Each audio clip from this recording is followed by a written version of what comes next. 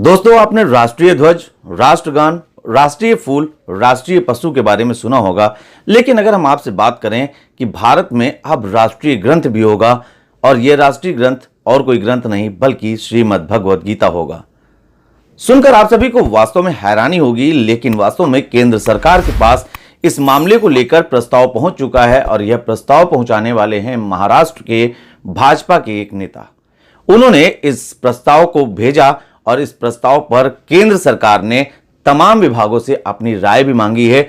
उम्मीद की जा रही है कि जल्दी ही भारत में राष्ट्रीय ग्रंथ के तौर पर श्रीमद् भगवद गीता को स्थान मिलेगा।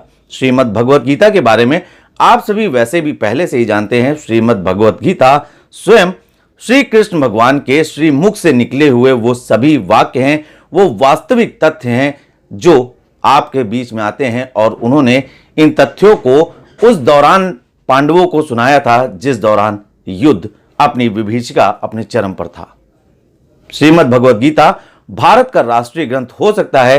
क्या है पूरा मामला और किस प्रकार से केंद्र सरकार इसकी तैयारी कर रही है, जानने के लिए जुड़े रहिए द कैमरा 1999 पर। और जल्दी से जल्दी हमारे फेसबुक और यूट्यूब पेज को आप लोग लाइक, सब्सक्राइब, फॉलो जरूर कर लें।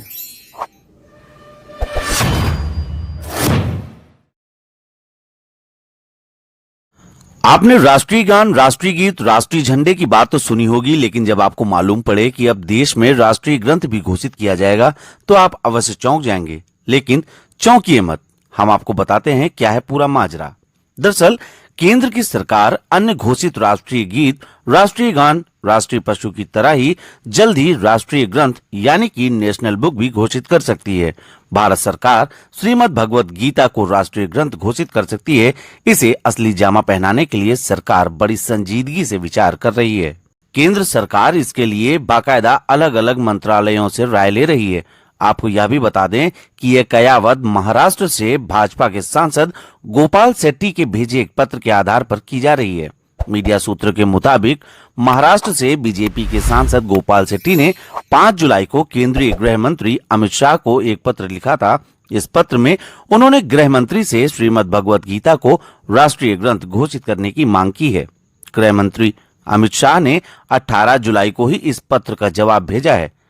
मीडिया सूत्रों के मुताबिक अवर सचिव रेणु सूरी ने अगस्त 22 को एक कार्यालय ज्ञापन में इसके बारे में जानकारी भी उपलब्ध कराई है। अब ज्ञापन के मुताबिक गोपाल शेट्टी के पत्र पर जरूरी कार्यवाही के लिए उसे संबंधित मंत्रालयों में प्रेषित करने का निर्देश दिया गया है। इस मामले में गृह मंत्रालय ने शिक्षा मंत्रालय से भी राय मांगी है। शिक्षा मंत्रालय ने 10 अगस्त को श्रीमद् भगवद गीता को राष्ट्रीय ग्रंथ घोषित कराए जाने के संदर्भ में अपनी टिप्पणी भी प्रेषित की है। इसके बाद गृह मंत्रालय ने अब संस्कृति मंत्रालय से श्रीमद् भगवद गीता को राष्ट्रीय ग्रंथ घोषित कराए जाने के संदर्भ में राय भी मांगी है।